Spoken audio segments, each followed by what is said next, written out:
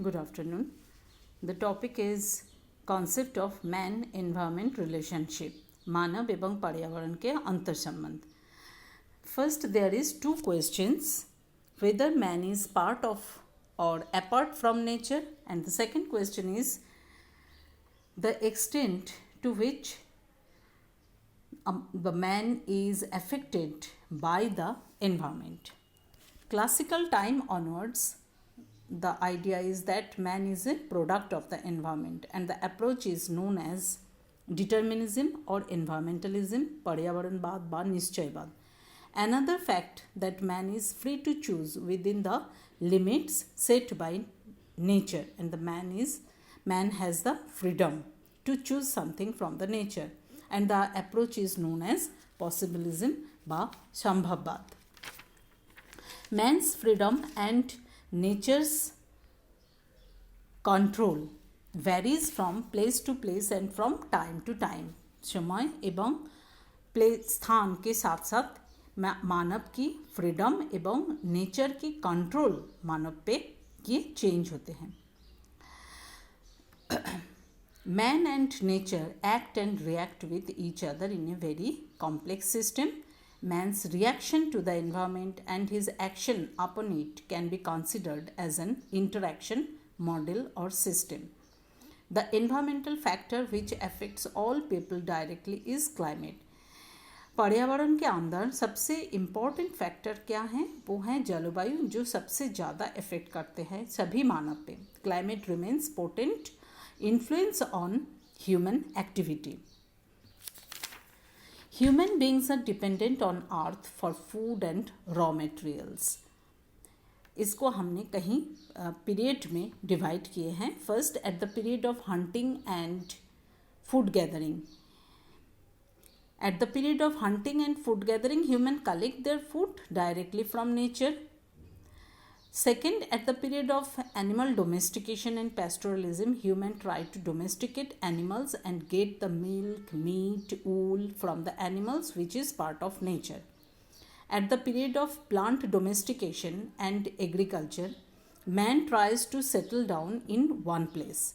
He starts doing agriculture by applying fertile soil and using water resources, which are the product of nature. At the period of science, technology and industrialization, man starts building large manufacturing units or factories, but they depend on earth for the raw materials, water resources, etc.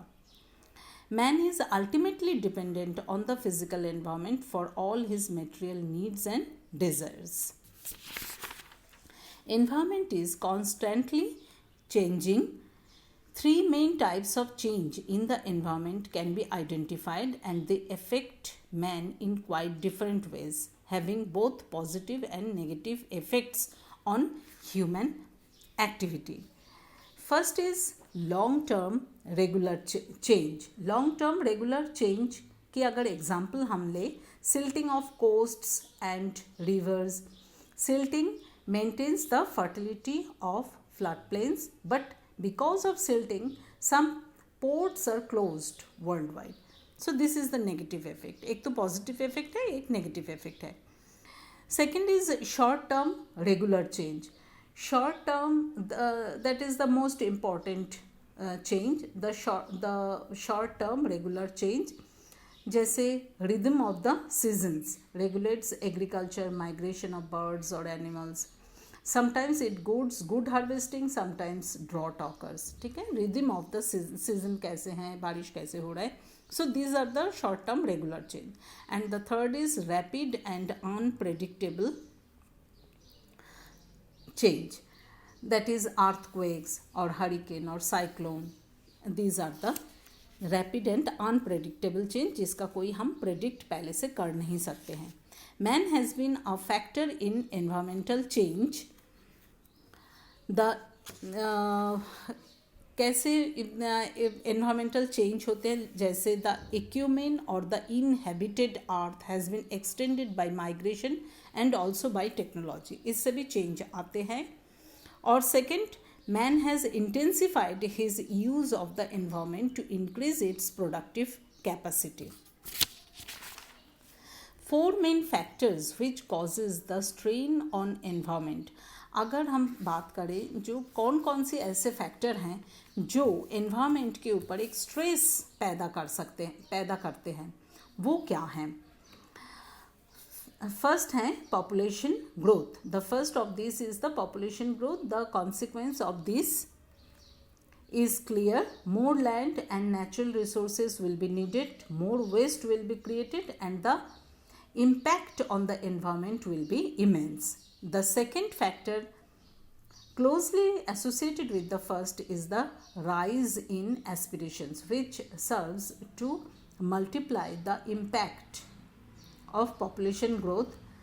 Standards of living are high and increasing in advanced economies, with a consequent high level of demand for resources. These standards are naturally the ones to which the developing countries aspire, and so any process of development will increase the pressure on resources. Thirdly, this impact is increased by advances in technology. A desire for increased standard of living can only come about if man is capable of achieving them, but this power has been given by technology. The final and probably the most important factor in man's relationship with the environment is his attitude towards it. Man's relationship with the environment. So these are the main 4 factors.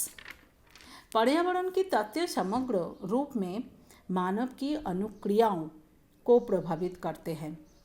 इस पर्यावरणीय नियंत्रण को यथासंभव अपनी तकनीकी उपलब्धि से मानव समाज कम करने का प्रयास करता है।